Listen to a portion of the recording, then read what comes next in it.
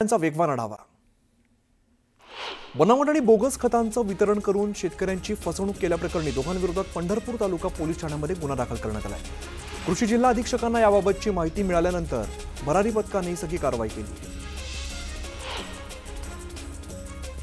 PM सन्मान निधीच्या 20व्या हप्त्याचं वितरण पंतप्रधान नरेंद्र मोदींच्या हस्ते करण्यात आलं। वाराणसीमधून पंतप्रधानांनी शेतकऱ्यांना संबोधित केलं।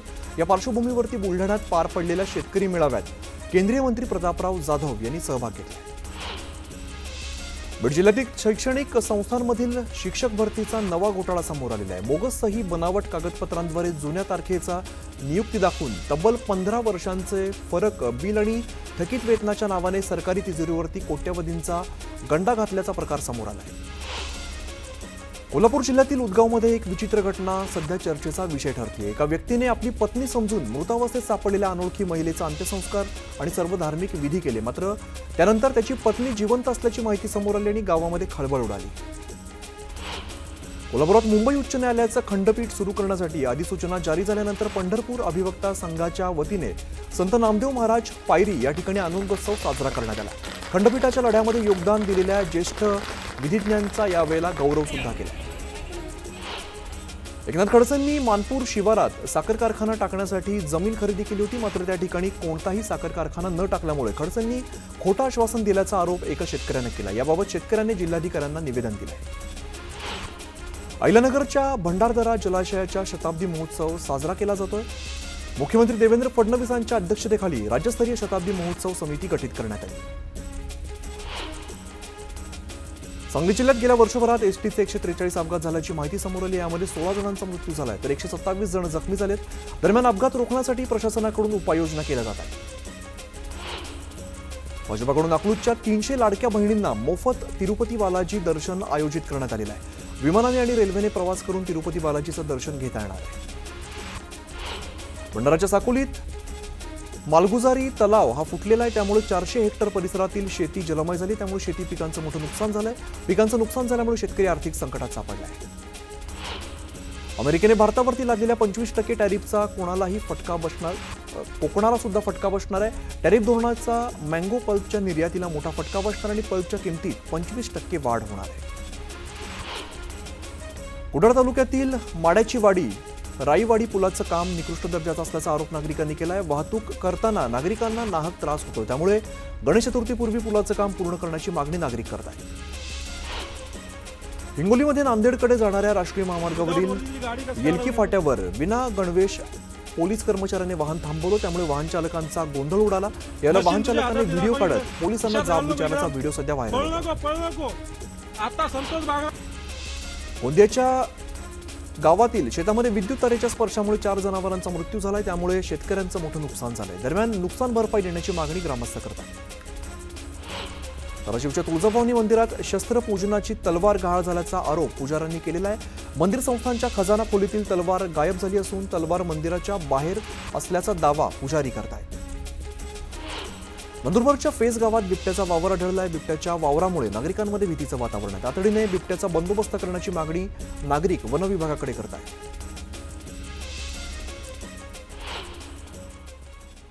आणि एक महत्त्वाची बातमी समोर येते ती म्हणजे यवत प्रकरणातील 15 आरोपींना बुधवारपर्यंत पोलीस कोठडी सुनावण्यात आली आहे। दौंड न्यायालयाने 6 ऑगस्टपर्यंत पोलीस कोठडी सुनावलेली आहे। अतिशय महत्त्वाची अपडेट यवत प्रकरणातून बातमी समोर येते। यवत प्रकरणातील 15 जे आरोपी आहेत त्यांना बुधवारपर्यंत पोलीस कोठडी सुनावलेली आहे। दौंड न्यायालयाने 6 ऑगस्टपर्यंत ही कोठडी सुनावली आहे। सुमित सोनवणे आमचे प्रतिनिधी अधिकची माहिती देत आहेत। सुमित, महत्त्वाची अपडेट म्हणावी लागेल खरं तर यवत प्रकरणातील 15 आरोपींना बुधवारपर्यंत पोलीस कोठडी मिळते।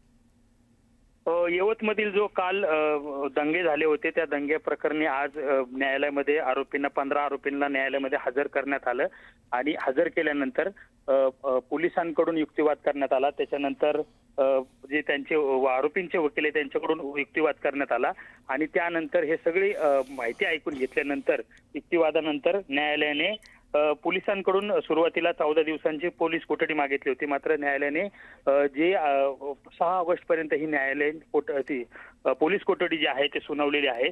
एकंदरीतच कालचा जो राडा झाला होता त्यानंतर आज कोर्टामध्ये हजर करण्यात आलं आणि आरोपींना जे आहे ते 6 ऑगस्ट पर्यंत आता पोलीस कोठडी सुनावण्यात आलेली आहे। निश्चित धन्यवाद या सगळ्या सविस्तर माहितीसाठी।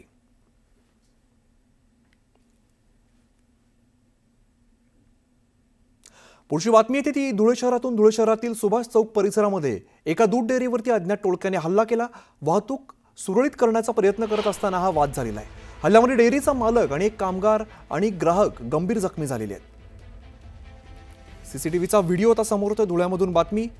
धुळे शहरातील सुभाष चौक परिसरात ही सगळी घटना घडलेली आहे। वाहतूक सुरळीत करण्याचा प्रयत्न करत असताना सगळा वाद झाला आणि हल्ल्यामध्ये डेअरीचा मालक, एक कामगार आणि एक ग्राहक गंभीर जखमी झाल्याची माहिती समोर येते। आता बघूया उर्वरित वेगवान बातम्या। पुण्यात होणाऱ्या सकल हिंदू समाजाच्या मोर्चाविरोधात दलित संघटनेचे कार्यकर्ते एकत्र झाले। गोपीचंद पडळकर, योगेश टिळेकर यांच्या विरोधात जोरदार घोषणाबाजी करण्यात आली। मुख्यमंत्री युवा कार्य प्रशिक्षणार्थ्यांचं सांगलीत कालपासून उपोषण सुरू आहे। नोकरीमध्ये कायम करा या मागणीसाठी कृष्णा नदीच्या काठावरती बेमुदत उपोषण सुरू आहे। काँग्रेस नेते पृथ्वीराज चव्हाणांच्या वक्तव्याविरोधात छत्रपती संभाजीनगरमध्ये युवासेना आक्रमक झाली। युवासेनेच्या वतीने चव्हाणांचा पुतळा जळत निषेध नोंदवण्यात आला। माजी मुख्यमंत्री पृथ्वीराज चव्हाण यांनी केलेल्या भगवा दहशतवाद या वक्तव्याच्या निषेधार्थ सोलापुरात शिवसेनेच्या वतीने निषेध आंदोलन करण्यात आलं। चव्हाणांच्या पोस्टरची गाढवावरती मिरवणूक काढण्यात आली। पृथ्वीराज चव्हाणांविरोधात शिवसेनेने आक्रमक पवित्रा घेतलाय। पोलिसांनी शिवसेनेचा मोर्चा अडवलाय। दरम्यान टिळक भवन परिसरात पोलिसांचा मोठा बंदोबस्त तैनात करण्यात आला। अकोला शहराला पाणी पुरवठा करणाऱ्या काटेपूर्णा महान प्रकल्पाच्या पाणी पातळीत आता वाढ झाली आहे। काटेपूर्णा प्रकल्पात सध्या 50.31% जलसाठा असून 5 आठवड्यात 38% जलसाठा वाढला आहे। लोणावळ्यातील प्रसिद्ध भाजी धबधबा आणि विसापूर किल्ला या परिसरामध्ये पुन्हा एकदा धोकादायक पर्यटनाची झळ जाणवते। भाजी धबधब्यापासून विसापूर किल्ल्याकडे जाताना पाय घसरून दरीत पडल्यामुळे तरुणाचा मृत्यू झाला आहे। सिंधुदुर्गामध्ये सकाळपासूनच पावसाने जोरदार हजेरी लावली, त्यामुळे शेती पिकांना दिलासा मिळतोय। दरम्यान शेतकऱ्यांनी समाधान व्यक्त केलं आहे। अमरावतीच्या चिखलदऱ्यामध्ये धबधबे ओसंडून वाहत आहेत। याचाच आनंद लुटण्यासाठी पर्यटक आसपासच्या राज्यातून मोठ्या प्रमाणात चिखलदरा या ठिकाणी गर्दी करतात, त्यामुळे चिखलदऱ्यामध्ये वाहनांच्या रांगा लागल्यात। नाशिकच्या नांदगाव भागात असलेलं माणिकपुंज धरण हे 100% भरले, त्यामुळे 40गाव तालुक्यातील 8 गावातील पिण्याच्या पाण्याचा प्रश्न आणि सिंचनाचा प्रश्न मिटलाय। शेतकरी आणि नागरिकांना मोठा दिलासा मिळतोय। मालेगावच्या गिरणा नदीला सध्या पूर आलेला असून या पुराच्या पाण्यात तरुण लहान मुलं पुलावरून उड्या मारून स्टंटबाजी करत असल्याचं पाहायला मिळतं। यामध्ये अल्पवयीन मुलांचाही समावेश आहे। गोंदिया जिल्ह्यामध्ये जुलै महिन्यात पूर परिस्थितीमुळे 5 जणांचा मृत्यू झालाय, तर 15 जनावरं दगावल्याची माहिती समोर आली आहे। दरम्यान 720 घरांचं आणि 250 जनावरांच्या गोठ्यांचं नुकसान झालंय। जिल्हा आपत्ती व्यवस्थापन अधिकाऱ्यांनी ही माहिती दिली आहे।